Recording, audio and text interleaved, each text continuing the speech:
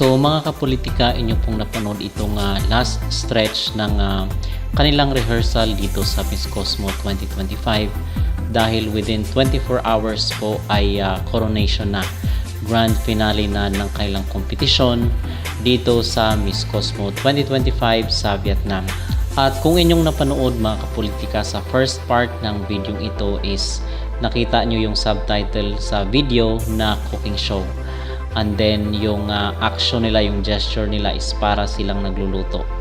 So ito ay umani ng samot-saring reaksyon dito sa social media kasi I believe na ang pagtawag ng cooking show sa isang beauty pageant is nagsimula ito doon sa sa pageant ni Nawat, na kung saan is tinawag ng mga Pinoy na cooking show, and then kalaunan is naging viral siya at naging pantawag na doon sa mga beauty pageant na niluluto ang resulta ng kailang kompetisyon.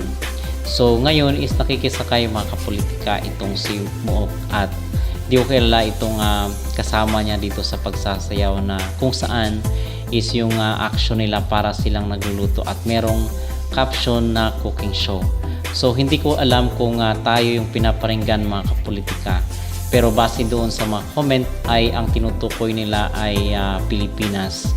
And then bukas pa naman or within 24 hours pa naman ang coronation night, ang grand finale ng Miss Cosmo 2025 na kung saan ay nakikipaglaban itong si Chelsea Fernandez. So hindi ko alam mga kapolitika kung ito ay pang-inis lang ng Miss Cosmo sa mga Filipino supporters or talagang ito ay isang predictive programming.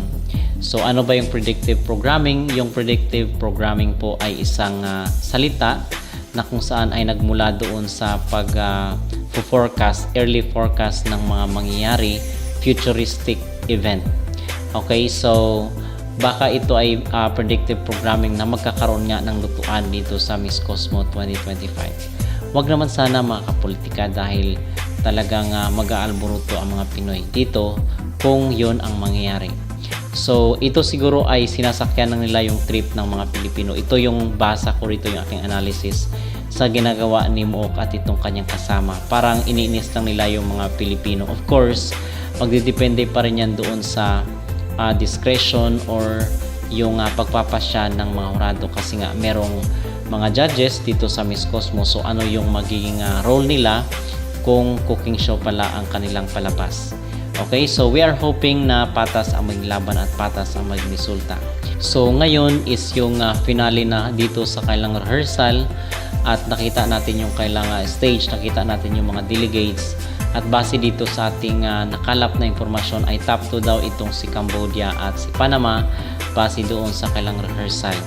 So nasa 70 plus, almost 80 candidates or delegates ang maglaban-laban dito sa nag-iisang corona ng Miss Cosmo. So hindi ko alam kung makasama pa rin yung first runner-up katulad sa ginawa doon sa first edition na kasama ni Ketut, itong kanyang first runner-up na si Muok.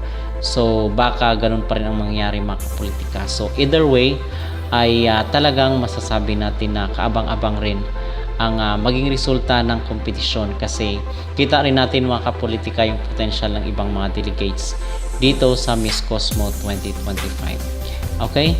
So kayo po ba mga kapolitika ay na-excite rin dito sa maging kompetisyon ni Chelsea Fernandez sa Miss Cosmo? At kung kayo ang tatanungin, ano po ang kaya ang ibig sabihin dito sa pagsasayaw ni Muok na kung saan is merong caption na cooking show, at sabi doon sa mga comment ay Pilipinas daw ang pinapatamaan ng kanilang sayaw-sayaw dito na pinost sa social media.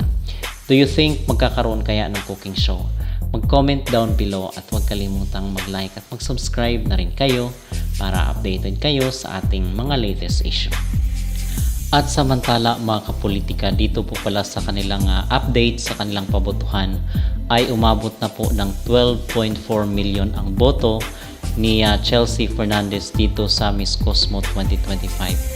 So talagang nakaka-believe itong suporta na natatanggap niya mula dito sa kailang LGU, Local Government Unit dito sa Sultan Kudarat. Talagang iginapang at itinaguyod talaga ng kanyang probinsya itong si Chelsea Fernandez. At sana ay magbunga ang lahat ng mga tulong na ibinigay ng kanyang LGU dito sa Miss Cosmo organization. Okay? So nasa top 1 ngayon itong si Chelsea Fernandez. And ngayon is ipinasilip na rin po ang gown na susuotin ni Chelsea Fernandez base sa post na nakita natin or video na pinost dito sa social media.